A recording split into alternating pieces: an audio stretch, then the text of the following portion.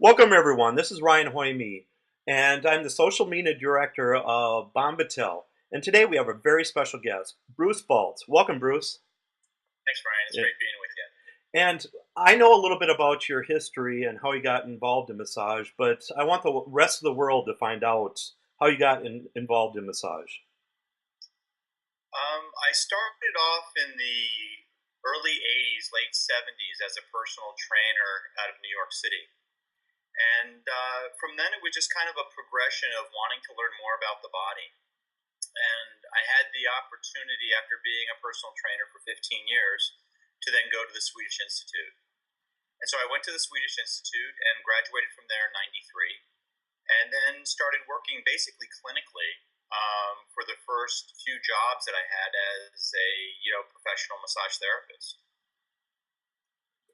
And you also taught continuing education workshops a lot. And That came on a little bit later. I worked for a podiatrist first, and then a physiatrist, a doctor of physical medicine, and then started working for the spa industry more, and still doing clinical work in spas, and that's what I did pretty much through my whole career as a massage therapist.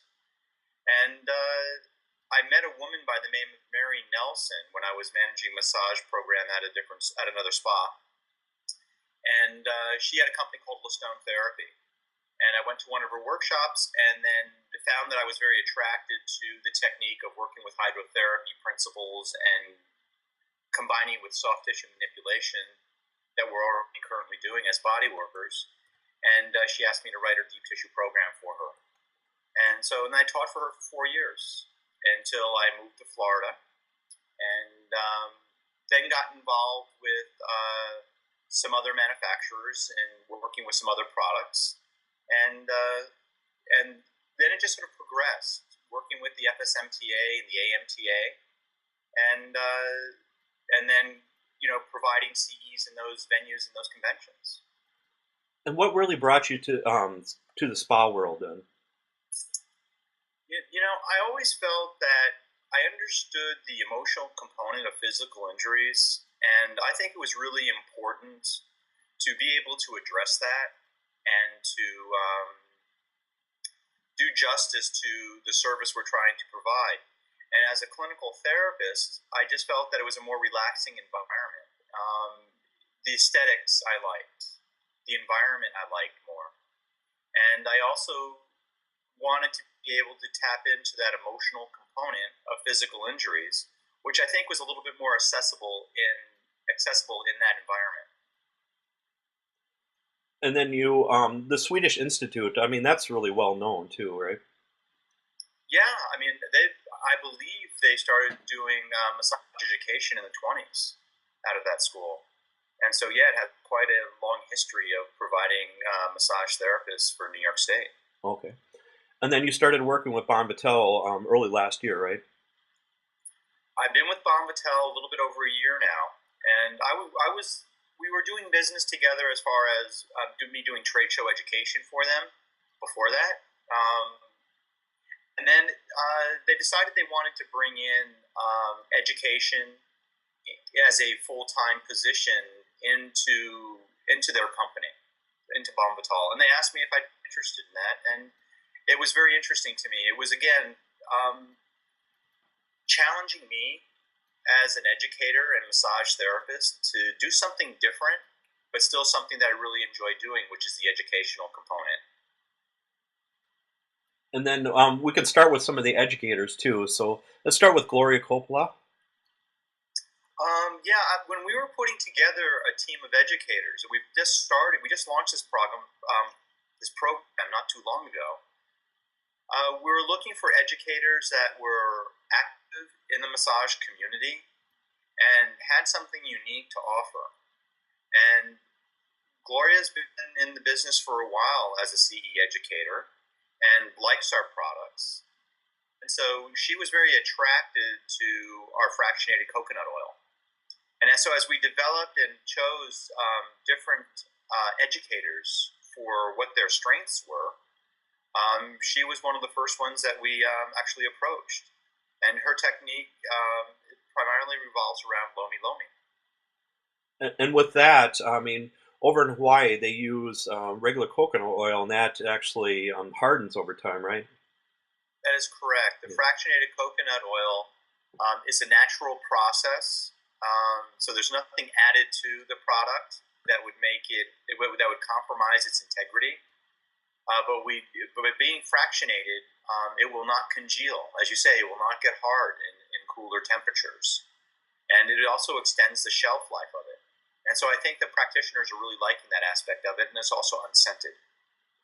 And I myself have used it too, and I just love the nice glide with it, and stays in the body a little bit longer. And Yeah, and it's also a very light oil, and I think that people will be attracted to it for different reasons. yep, definitely. And then David Gonzalez. Yeah, David Gonzalez is an educator out of Miami. He's a very interesting guy. He has his master's in exercise physiology, a licensed massage therapist. He's a physical therapy assistant. So he's gone through different educational processes as well as being a certified personal trainer. And so he gets more involved with structural body work. He's very involved with stretching. And so I believe he's working with the all-purpose cream. Yep. And that is our thickest cream with the heaviest viscosity, which is going to give you the most controlled glide. So he's looking for the maximum amount of control and likes the texture of the cream, and so that's what works for him. And I think he's also going on for his physical therapy degree too and stuff. So He might be doing that. I yeah, wouldn't be surprised. yep. That's a very smart guy. I've talked to him quite a few times and stuff, and very educated. Well, he's educated, he's interested, he's passionate about our business. All of our educators have a passion for the business and passion for education. And I think that's really the key component when it comes down to sharing your craft. Yes, definitely. And then Patrick and Gracia. Yeah, Patrick is upstate New York. He's been working in many of the smaller massage regional events, and has a eclectic sense when it comes down to massage therapy. He does a little bit of work with stones. He does some other I would say, positional release type techniques. And therapeutic touch is the oil that he works with, which is a olive oil base, so it's very moisturizing for the skin. And he likes the glide of it with the different products and different modalities that he teaches. Yeah, so he teaches many, and he's also an inventor too. The, Yes, yeah, he will be a vendor at some of the massage events that we happen to go to. And I think one of the important things to know about the Bombadil products also, and this is across the board for any of our massage lubricants, they're all seed-based oils. So we don't have to worry about nut allergies. And we're also 100% paraben-free. So we try to do the right thing as far as what might be questionable for massage therapists absorbing into their bodies, and then educate, massage therapists and our educators on the benefit of ingredients, so they understand what they're working with and the benefits for them, so they can explain it to their students. yep, and Patrick has a great sense of humor too. Well, I think you'd have to. Yep. We're in a business where we're engaging with many people on a regular basis, and you need to draw them into what you're doing. And I think everybody likes to have a good time, and being able to incorporate that into your technique and what you're offering, I think just makes you a more interesting educator. Yes, definitely. And then Dr. Joe. Yeah, Joe's been around for quite a few years. He's a chiropractor. He's out of the Southern Connecticut area, and he's an author. He writes many books on anatomy and different techniques, including stretching that he works with. And we're just trying to bring in people that bring more depth into our educational team. And having some authors involved, I think, is also a very good thing. And Joe has written many books, from anatomy-based books to technique-related books, and he's a great asset to us. And he works with creams also, and that's his primary choice. Again, because a lot of the structural body work, when you're using creams, you use less of it, and you're going to have a much more controlled glide. and that's what's really important to the group of people that work in that manner. And I also see that he even teaches cadaver labs and He does. I mean, he's an amazing guy. His depth of knowledge is quite vast, and I highly recommend people to take the time to get some education from him. Um, but all of our educators are like that. They know very well what they're doing, and they know how to explain it and how to share it, and how to let you incorporate it into what you're doing, not to try to mimic what they're doing. Because any educator, I think, would recognize that we can only interpret work that we've been taught that we might now be sharing with others, and that's all we can ask of our students. And most of them will take what they like from what we teach and incorporate it into what they do. And we need to accommodate that system. That's the only way those modalities are really going to move forward, and then students will find value in our education. so true on that. And then Boris, Yeah, Boris is works out of Los Angeles. And again, very much involved in sports clinical related work. He's from Russia, and so has a very different approach to body work. And so, as again, he'll be using products that are going to be more accommodating into his modalities.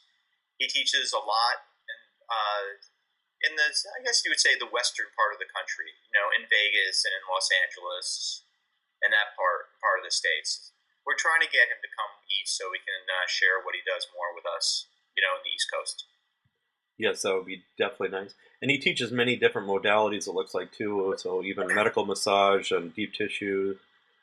Well, he does. I mean, and as I say, and he has a very eclectic understanding about how the body functions. I mean, most of his training was from Russia, and they have a different educational system.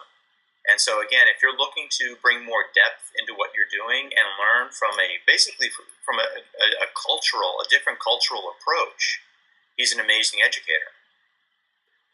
And then Dr. Sharon Pusko. Yeah, Sharon has been with Daybreak Geriatric, and she's been running that business for a number of years. I think it's over 15 years that she's been involved with Daybreak. And she, to this day, still travels the country and does about 40 workshops a year. And I know she likes working with the deep tissue cream. She finds that to give a good glide, and most of her work is with geriatrics. And she has, again, a growing population. And as we get older as body workers, we need to think about how can we still do what we were doing in our earlier years when our bodies might be starting to wear out a little bit from all the wear and tear. Geriatric massage is a growing population and tends to be gentler work, rightfully so. And so it's a very smart transition, for a massage therapist to think about what's next in their career as they start to, think about how they're going to move on as they get older. And especially they say with the baby boomers coming up too. I mean, that's the field to get into is geriatric massage. Well, there's no question about it. I mean, disposable income and people that we can have a direct effect on their quality of life. I mean, very often when you get to a certain age, whether it's hospice or geriatric work or whatever it might be, it's more about the healing component of touch, not as much about the physical manipulation of the tissue. It's about, people who are not touched need that sensation, which is just going to help them in their daily life. Yes, definitely. And then Anita Shannon. Yeah, Anita Shannon has been doing cupping for many years. She would call it vacuum therapy because all of what she uses, there's no fire involved. It's all done by a vacuum system, whether it's manual or whether it's by a machine. And she's getting amazing results with moving lymph and creating circulation in the body by using this vacuum technique. And very educated in it. They have clinical proof of what they've been able to accomplish, or the modality has been able to accomplish over many years. And again, it's easier on our hands. So again, for people we gravitate towards something as we perfect our style of massage. And, and some people gravitate toward cupping and trying to use vacuum therapy as a modality. And I think it's a wonderful option. And I know she uses different products of ours, depending upon what her intentions are with the work that she's doing. Yeah, and before she said too that she really loves the massage gel. She likes the gel. I think Yeah. she's worked a little bit with the coconut oil herself. I think she's done some work with our face cream, which is pH balanced, which is when she's doing that type of work on the face. It's all about using ingredient responsible lubricants, I think. And there will be different formulations that are going to be more beneficial to different result oriented outcomes.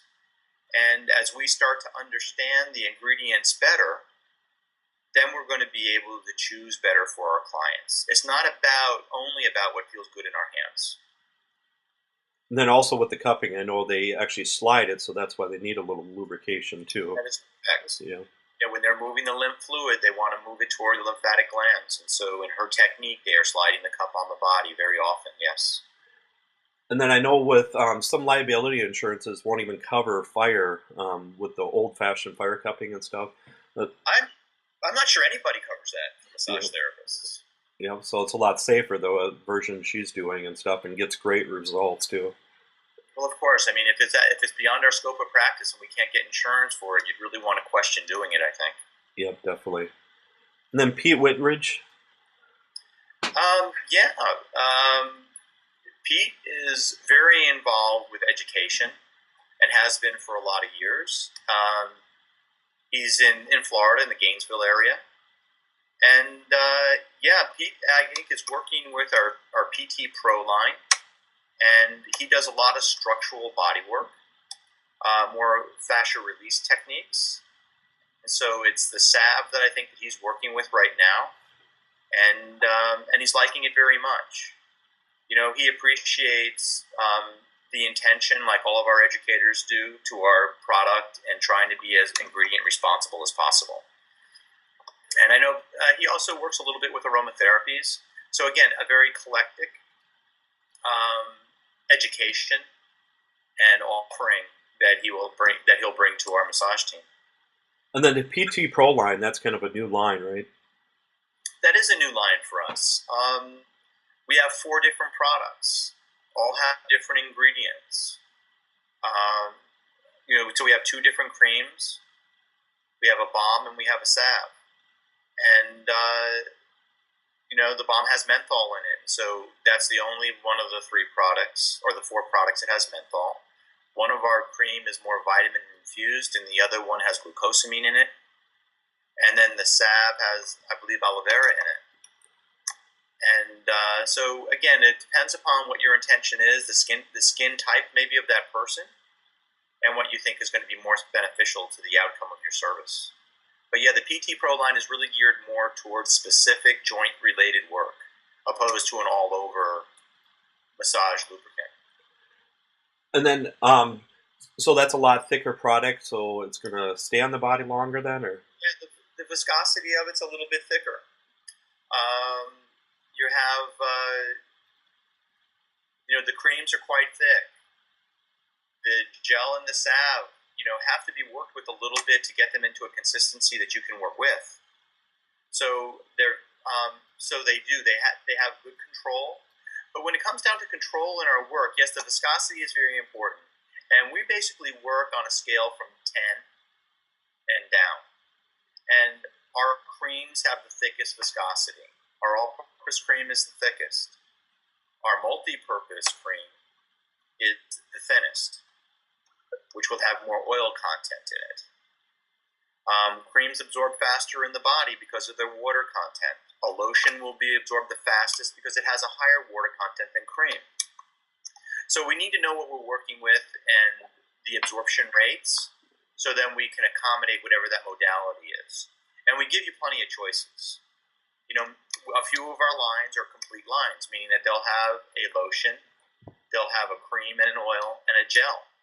We have 2 lines that have a gel in them. We have 2 different gels that we offer. And so you need to know about the glide of those products, and then you can be more even cost effective in the amount of product that you're using.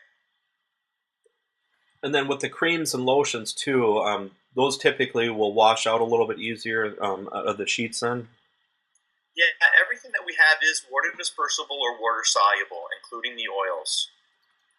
But the creams and lotions will definitely come out of the sheets a little bit easier. So for those therapists that might not get to doing their laundry every day, a cream or lotion might be their proper choice. If you're doing your laundry frequently and doing it every day, then you don't have to worry about oil getting rancid and sitting in the sheets and not coming out. So our oil will come out as long as people stay up on their laundry. And I know some of the really thick cream that we have, it's non-pumpable too. So That's correct. We have a few creams that aren't pumpable, so they'll be in a tube instead of being pumped. And again, that's because people like that viscosity. And then we'll have a number of creams that can be pumped, that are pumpable. yeah, So we again just giving a variety, and what we basically do is we listen to what the massage industry is asking for, and we formulate and gear ourselves to what the demand is. And oils were the first lubricant that were used in massage therapy, as far as we can see. And the most recent one is going to be a gel. The gel started in the 90s. And the gel is the maximum amount of glide of any massage product that we have, or any massage product that I'm aware of on the market. And it has a combination of oil and wax. And so the wax is what gives you the extra glide. Me personally, I would use that on body hair. Then I can be more cost effective in the amount of product that I'm using and still get the maximum amount of glide. isn't lotion one of the worst then for like chest hair? I don't want to say worse than about anything. You're going to use more product to get the same glide. Yeah, So it's really up to you. It's up to the practitioner. As I said before, creams and oils. Creams were really developed to work like an oil. Creams are a great alternative because massage therapists, I think, tend to overuse product. And when we overuse product, then it might not be absorbed into the skin quick enough, and that's when we have the response from our clients. They feel oily. So using a cream gives us a little bit more leeway in the amount of product that we use to make the client feel more comfortable. But I think it's gotten to the point now where we enjoy a consistency also. And so irrespective of the glide, some people just like the feeling of a cream in their hand more than they do an oil.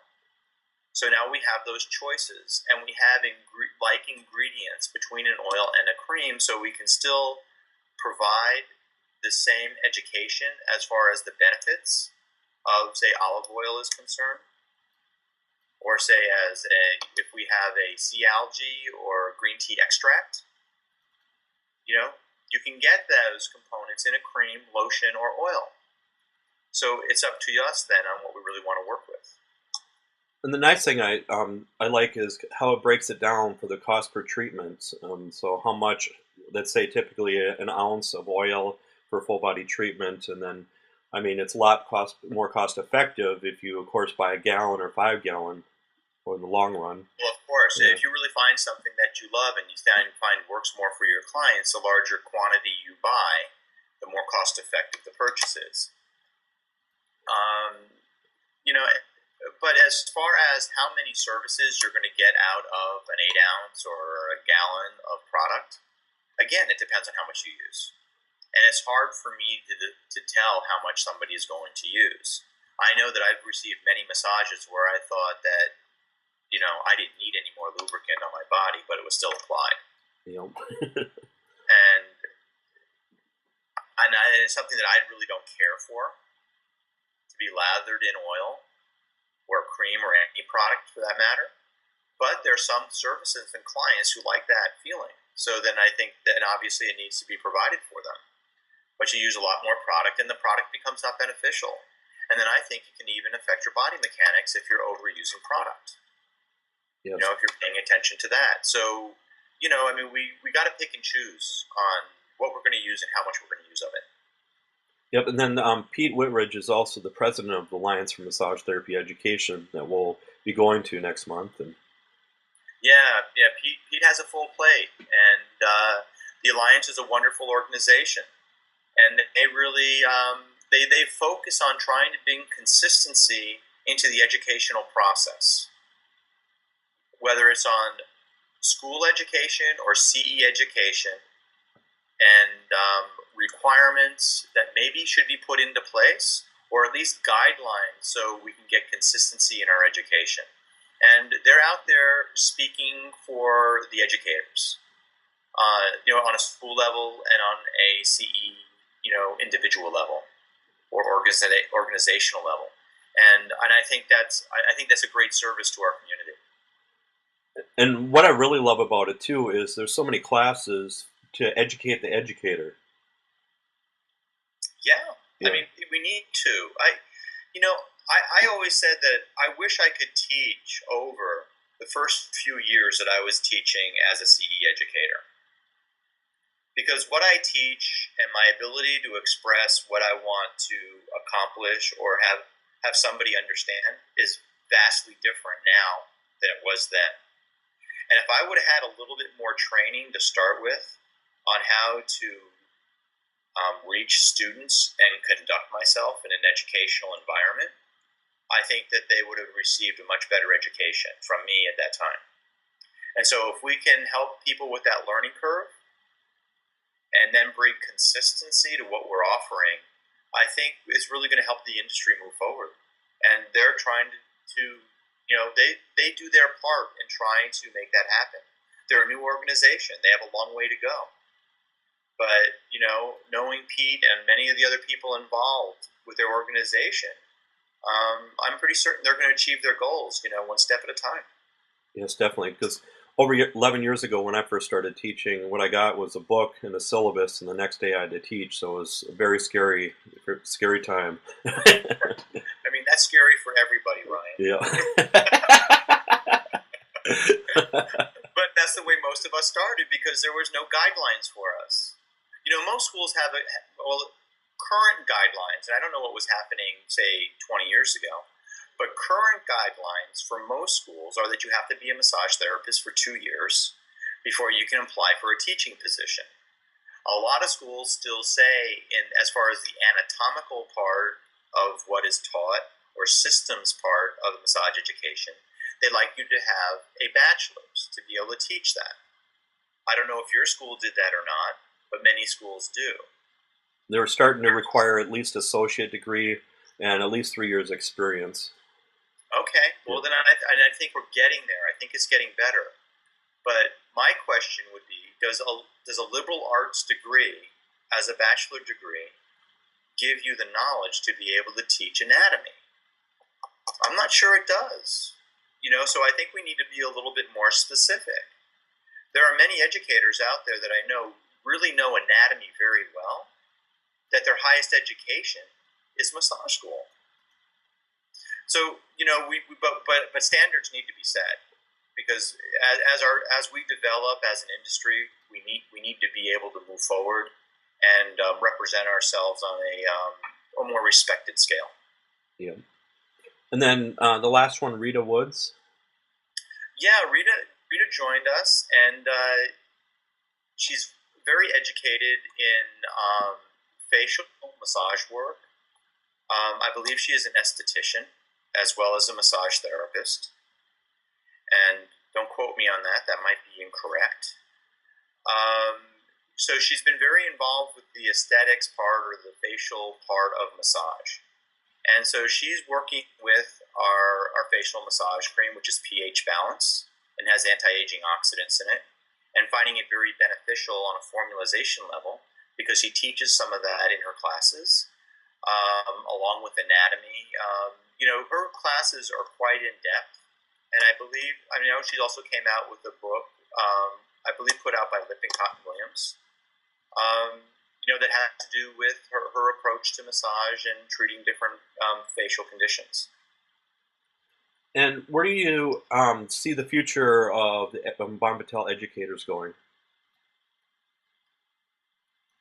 This is a new program for us. We don't really know, I don't think, where we can take this to or what its potential is. But I can tell you this, that we do have a good group of educators that are very passionate about what they're educating in and about Balm Vital as a sponsor of theirs. And we're looking to work together to let people know about Balm Vital and let them know about the education that's available so they can, retain their licenses.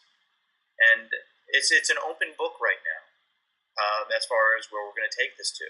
All we know is that we'll do as much as we possibly can as a manufacturer of product to be able to provide the best product for our educators, and hoping that that the relationship develops to give both of us more exposure. Yes, definitely. And then also on the website on bombpatel.com, it lists all their workshops that they have through the coming year, so it makes it a little bit more convenient for everybody to find education that way. Right. We have a new link. We have a brand new website up anyway, as you know, and there is an educator link on our website underneath the education tab, which lists right now the 9 different educators that are on board, their workshops. A couple of their videos are going to be up there as well, and then links to their website so you can register with them when you need your CEs for ongoing continuing education. Although I do recognize there's a small minority of people out there that just look at education and they're educators. They are groupies when it comes down to wanting to soak in more and more knowledge. So there is a small percentage of people out there that don't look at these CE hours because they know they've already obtained those. But they're just looking for quality education to enhance their practice. And I think that's where we all need to get to. I think we need to get to the point where it's quality education to enhance your practice, and you should be involved with it irrespective of what your state requirements are. Yes, definitely. And then for events or conferences that are coming up, can you give us a little insight of what goes on at conferences? Yeah, we do have those listed up on the website also, and I think it really depends upon the venue that you go to. We're very involved with spa events, spa trade shows around the country, where it's a great venue for massage therapists to see what's out in the spa world if that's what they're interested in,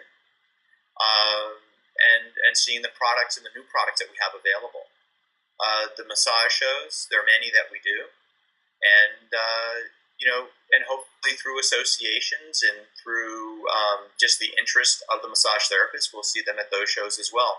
Again, it's about branding our name. It's about putting it into the forefront of the massage therapist's mind when they're looking for quality product and quality education. And we're trying to impart that information the best way that we can. And then the nice thing is, too, people can actually test some of the products at a lot of the events. Well, of course, we have our full selection of lubricants. Well, probably not our full selection, but 90% will be there at any one show. And whether it's a AMTA event, an FSMTA event, whether it's a chapter or a national venue, you'll definitely see all the products I think that you're going to desire or be interested in to enhance your massage practice. Yeah, because the few shows I've gone to, too, people are constantly lined up, just trying out the different products on each other and giving each other massages right in front of our booth all the time. And well, the fact is that we do have an awful lot of products. We have like 9 lotions. I mean, nobody needs 9 lotions. But they all have different ingredients. They have different viscosity. They have different glide. And so if we don't understand why they're there, then what's the purpose of us providing them? I mean, we need to educate ourselves on ingredients. And that is the big missing link in massage therapy. Estheticians have known about ingredients for a long time. You go to a spa show, 95% of the vendors are going to be having to do with skincare. And because estheticians understand ingredients and they buy product based on obviously touch, skin type, but also ingredients. As massage therapists, we need to start to understand ingredients. We need to understand that there is a relationship, even though it might not be black and white, to parabens and breast cancer. Educate yourself on what you want to expose yourself to and your clients to. If you have somebody that has a skin condition, there might be one ingredient that we have that might be more suitable for that condition than something else. So if we understand the ingredients, then it's not so confusing on why we have so many choices. And that's where we need to take our practice to. It's our next level. That will then, segue into possible retail opportunities, because now we're talking about science-based information that can help in home care, such as our foot balm does, such as some of our scrubs that transfer into shower use very easily, and body butters for skin moisturization. We have lots of opportunities and ways to expand our practice, and it's not about being salespeople. It's about understanding ingredients and sharing that knowledge with your clients, and then they make a decision on if they want to provide something additional for their clients, which is going to enhance their practice and their bottom line, but also the well-being of our clients in home. And for me, that wins for everybody. Yeah. So you don't have to be a salesperson. You just have to know ingredients. Yeah, definitely. And is there any final words at all? Oh, final words. Yeah. We've covered so much. All I can say is that education, we understand, is the mainstream of product and the furthering of all of our careers as massage therapists. And yeah, it takes time, it takes effort, but if we're looking to be accepted on a different level, we're looking for that in modality application in the clinical medical world of massage. We're all looking for that. But I think we're only going to enhance that process by understanding the benefits of what we're applying to somebody's body to help them with the end result. And so it's not just about technique, because the wrong lubricant, too much lubricant, is going to affect your ability to apply your technique. And I just think it's very important that we understand the benefits of the ingredients and how they relate to everyday massage work, whether it's in a spa or whether it's in a clinic. That's so true. Yeah. Well, thank you very much, Bruce. It's been very educational, and learning about all the educators and learning a little bit about yourself.